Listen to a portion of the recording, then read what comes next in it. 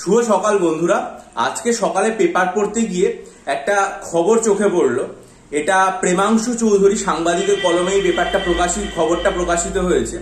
খবরটাতে যেটা বলা হচ্ছে যে টাটা ট্রাস্টের উদ্যোগে ইন্ডিয়া জাস্টিস রিপোর্ট 2025 প্রকাশিত হয়েছে। তা টাটা ট্রাস্টের উদ্যোগে যে ইন্ডিয়া জাস্টিস রিপোর্ট এটা তৈরি হয় কার বিষয়ে?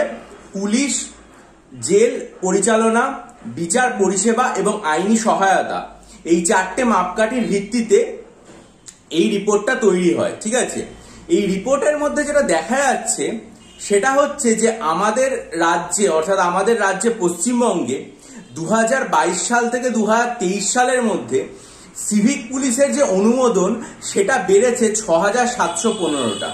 সিভিক পুলিশের অনুমোদন যেটা বেড়েছে সেটা হচ্ছে 6715। আনন্দবাজার পত্রিকায় যেটা লেখা হচ্ছে সেটা হচ্ছে আর কোন রাজ্যে সিভিক পুলিশের সংখ্যা এত বাড়েনি।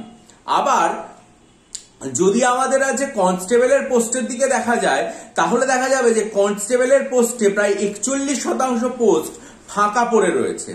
আনন্দবাজারে এটাও বলা হয়েছে যে আর কোন রাজ্যে এত হারে কনস্টেবলের পোস্ট ফাঁকা পড়েনি।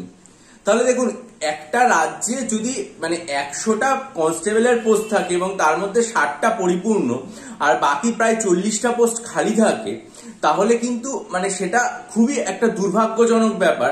তার কারণ এটা দুটো দিক দিয়ে অসুবিধা। এক নম্বর সেটা হচ্ছে যেহেতু পুলিশ প্রশাসন রাজ্যে আইন শৃঙ্খলা ব্যবস্থার বিষয়টা দেখাশোনা করে, সেখানে এত পোস্ট ফাঁকা থাকা উচিত নয়। ফলে এগুলোতে ভর্তি হওয়া উচিত। তাহলে আইন শৃঙ্খলা ব্যবস্থাকে আরো কঠোর করা যাবে এবং আরো জোরদার করা যাবে। এটা যেমন 1 নম্বর।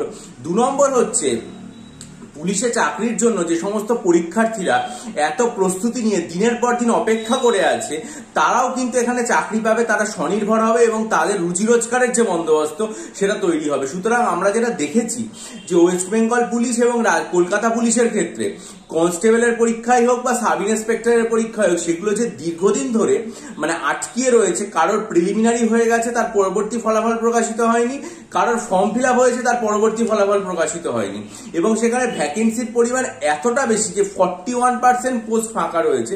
তাহলে সেগুলো এই নতুন বছরে অবিলম্বে পূরণ হওয়া দরকার।